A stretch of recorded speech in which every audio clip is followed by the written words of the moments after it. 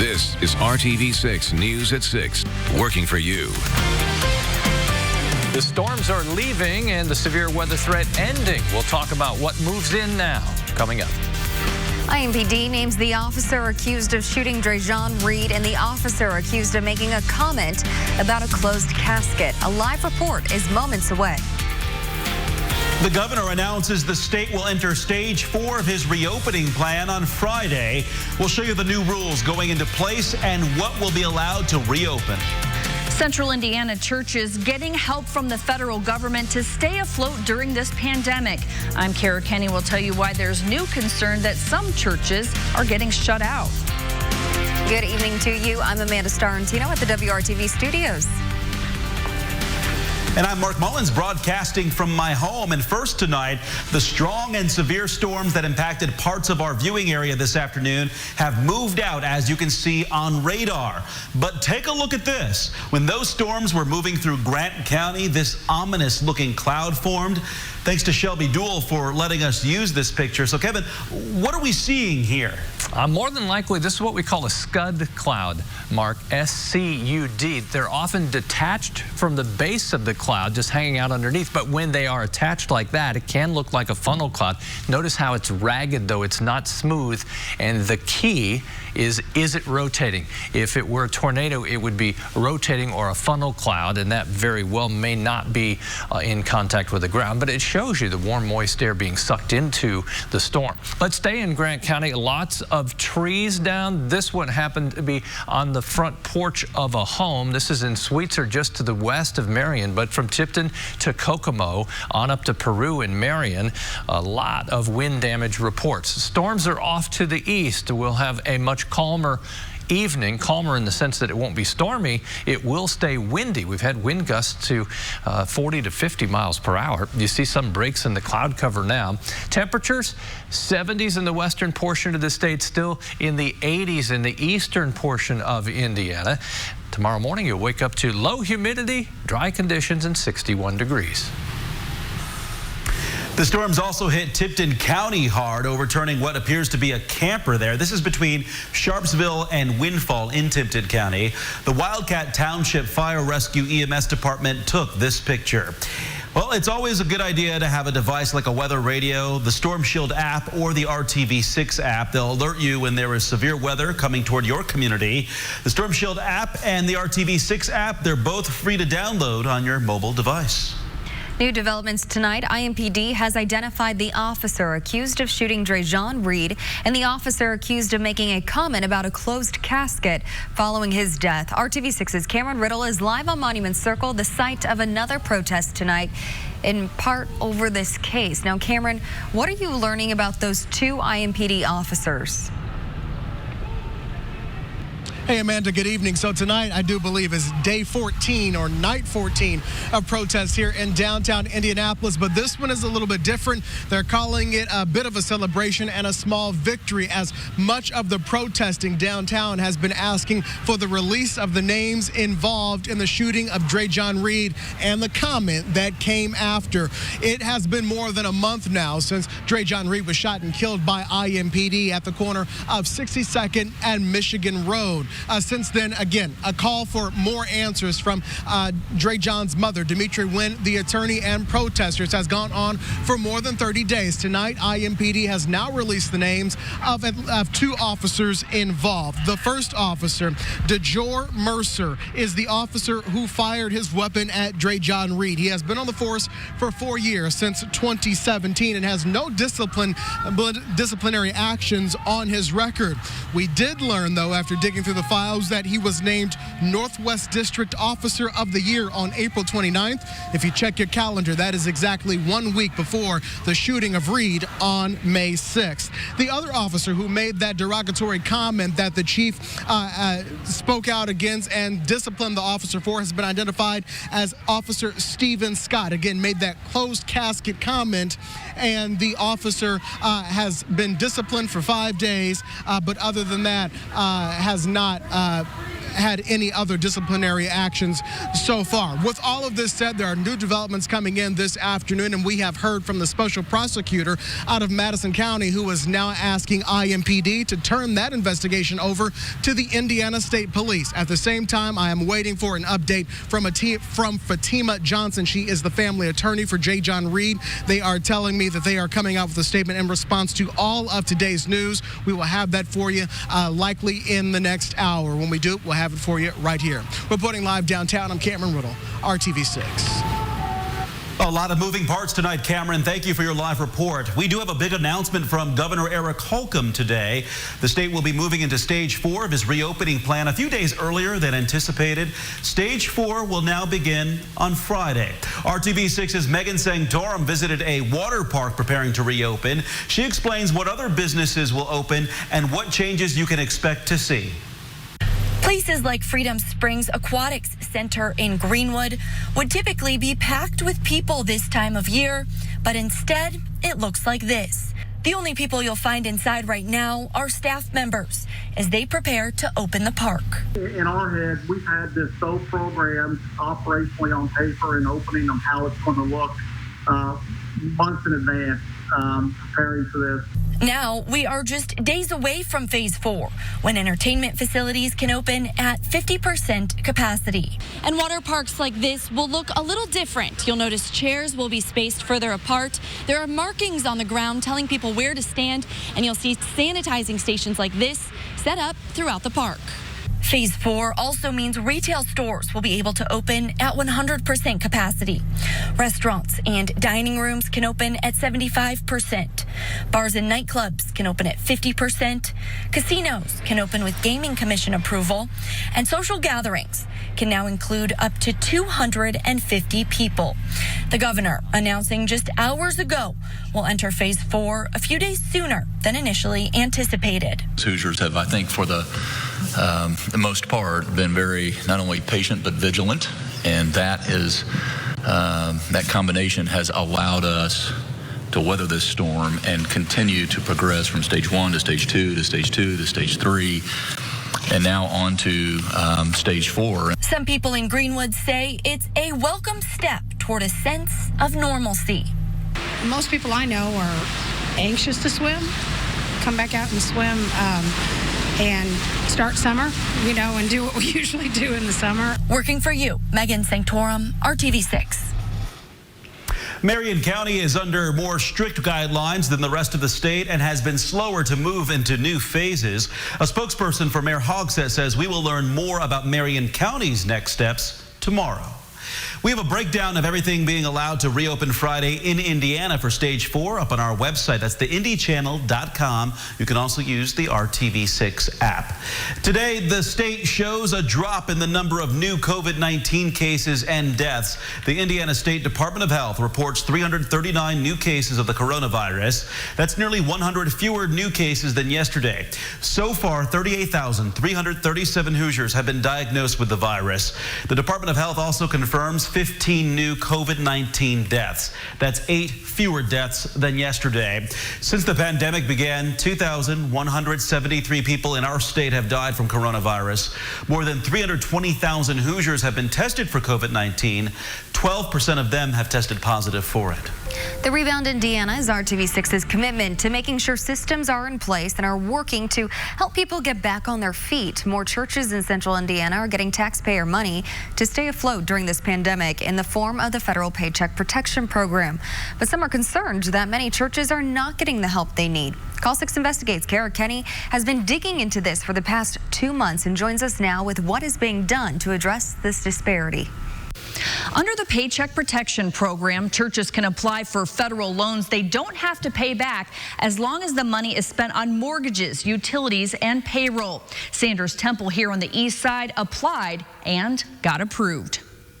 Sanders Temple Church of God in Christ is a good-sized church on the east side with a congregation of more than 500 people.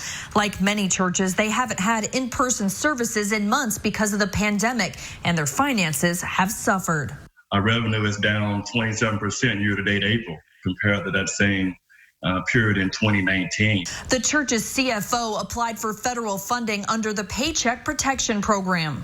I'm like, wow, this is great for where we are, and we can certainly benefit from that. So I applied, and we were blessed to receive it. The $30,000 will help cover utilities and payroll for 10 employees for 2 months. We're hopeful that this program will certainly position us to get through this season of uncertainty and to keep our staff employed. I mean, they are essentials. We need them. 2 other good-sized churches we introduced you to in April have also been approved to receive Paycheck Protection Program funds, New Era Church and Barnes United Methodist. Barnes has a congregation of 700 people. Sanders Temple's pastor is concerned about other churches who have not been so fortunate. I am aware out of roughly 30 churches in the second jurisdiction, only 2 churches in our jurisdiction have been approved for the program. Pastor J. Rashad Jones and the CFO have been working to help smaller inner city churches apply for funding. Your inner city parishes are going to suffer because those banks are not in our communities and they don't have relationships with the bankers. They're not benefiting from this program. And part of the reason is that some things they didn't have in order. We've been asking since April 23rd, but the Small Business Administration will not tell Call 6 Investigates how many churches in Indiana have applied or been approved. They did tell us there are a number of reasons a specific borrower can be approved or disapproved. If a borrower feels they have been declined in error, they can work with their lender to appeal the decision. A new survey by Lifeway Research found that 40% of Protestant churches across the country applied for government assistance through the SBA or the CARES Act, and 23% of those churches' pastors reported their applications were accepted. A national group, the Interfaith Alliance, is concerned smaller churches are being shut out, telling us it seems that well-established congregations with significant communal and institutional power have largely navigated the eligibility process more easily than smaller ones. Without clear guidance and intentional engagement, programs like these run the risk of reinforcing existing power structures instead of ensuring that funds reach those most in need. Many churches in central Indiana are not applying because they're concerned about what accepting federal dollars could mean. Sanders Temple is not concerned about that, but they are worried about what they'll do when their federal funds run out on June 26. They want to stay open and continue serving the more than 500 people who choose their church to worship God. Kara Kenny, RTV6. Thank you, Kara. More comfortable temperatures moving in. We're at 76 now. Look to the west. We'll talk about our lower humidity, too. We'll focus on a dry stretch. Apply online today. Hey, welcome back to the news at 6. Can I take 1 second and wish my dad a happy birthday? How about that? Bob G turns 83. Happy birthday, Forever Bob young, Gregory. though. Yeah. Happy birthday, Dad. Always love visits from him. This is before social distancing, by the way. Haven't been able to get that close to him in a little while. Okay, our chance for rain is distant. Our next chance for rain will come Tuesday, probably of next week, and that will not be overwhelming. A dry stretch underway as the storms have left Indiana. Temperatures Friday will jump back close to the mid-80s, but that's temporary. Another cold front will come through and you see the slide. Temperatures in the 70s for highs over the weekend, 50s for morning low temperatures. As far as the active weather this evening, the yellow represents a thunderstorm watch, and you've got hundreds of miles of thunderstorms from Detroit all the way down into portions of Kentucky and Tennessee. All of that moving away from central Indiana. We have some clouds swinging back into the state. Maybe a couple of light showers, but certainly any severe threat is over. And from this view, you can actually see the ripples on White River there as the wind is still whipping. Nearly 50-mile-per-hour gust here recently in Muncie, 44 in Indy and Columbus. After the sun sets, then we'll see the wind gusts drop, but the wind will still be 20 miles to 30 miles per hour.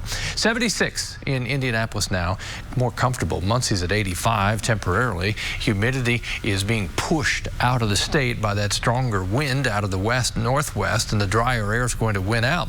There's the drop in our wind speeds as we go through the night. During the day tomorrow, we'll still call it breezy. It won't won't be as windy as today. Tomorrow, lots of sunshine. Temperatures stay in the 70s in most locations. The wind will be out of the west and eventually northwest. That will drop those temperatures comfortably. Then as we go to Friday, that's the warmest day, at least in the next few days, because right away over the weekend, we're back into the 50s for lows, mid-70s for highs. Doesn't last forever.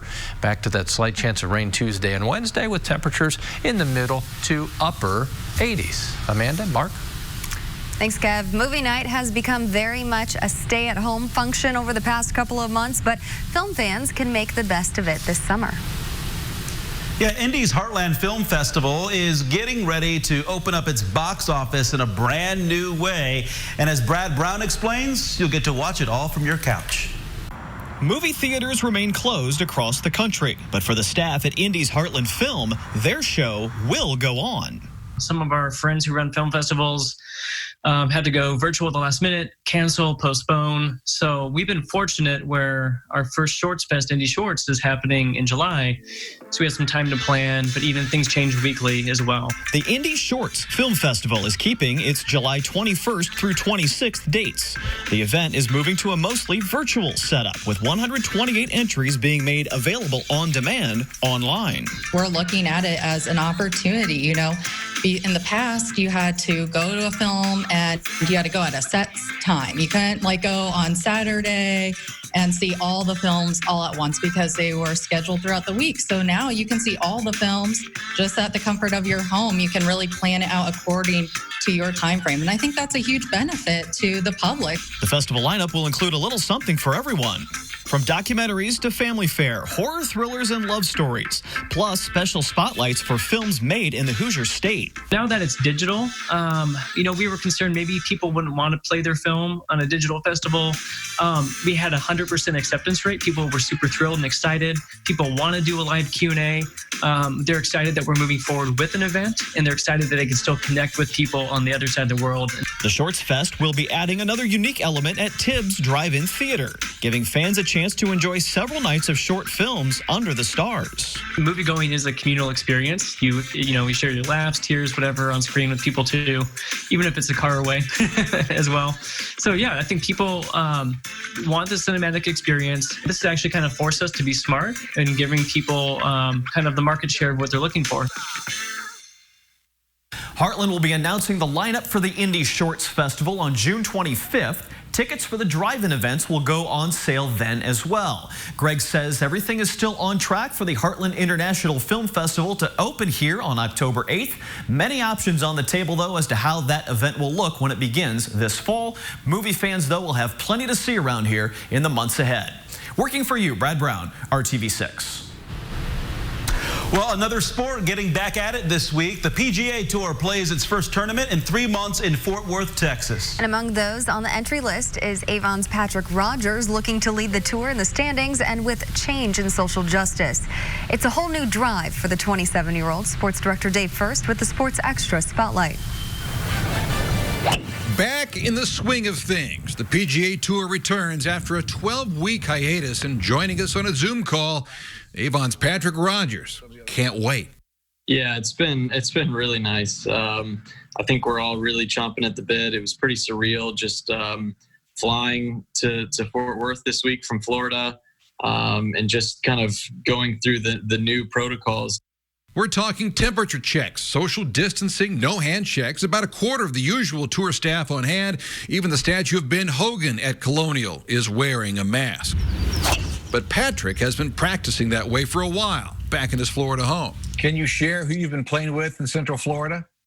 Yeah, I play a lot with Justin Thomas and Daniel Berger, who's also my age, and then just a ton of other guys. Is there money in the game?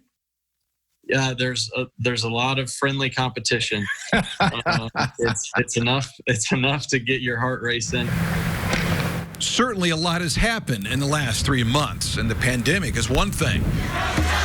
Protests for social justice is another. From coast to coast, the tour is among those wanting to lead, and Patrick even more so. How has that affected what the tour is doing or what it looks like when you guys get back to work this week? I personally would like to be sort of at the forefront of this issue. I think it's nice to see the tour is going to have a moment of silence at 8:46 every morning for George Floyd, which I think is a nice bit of awareness.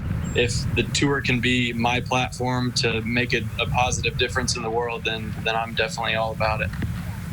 It's about dialing it all in, taking aim, letting it rip, off the course and on. Patrick and the PGA are back. The game is good. I feel like everything is buttoned up and in order, and I'm excited to just go see where we are and kind of get in a nice little run of competition here. And with Charles Schwab on his bag, it begins at the Charles Schwab Challenge. It's all about time. Day first, RTV6 Sports. On RTV6 Hiring Hoosiers partner. The COVID-19 pandemic continues to create challenges in making sure everyone has something to eat, enough to eat at that. So WRTV is teaming up with Kroger and Second Helpings to get meals into the hands of those who are struggling to put food on the table. From June 15th to June 21st, whenever you shop at select Central Indiana Kroger stores, you can round up your grocery bill or select a donation amount of your choice when you check out.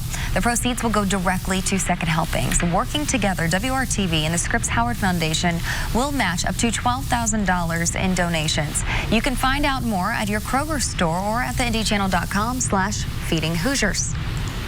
I'll choose to call it refreshing. You can pick any adjective you want to describe the new feel for tomorrow.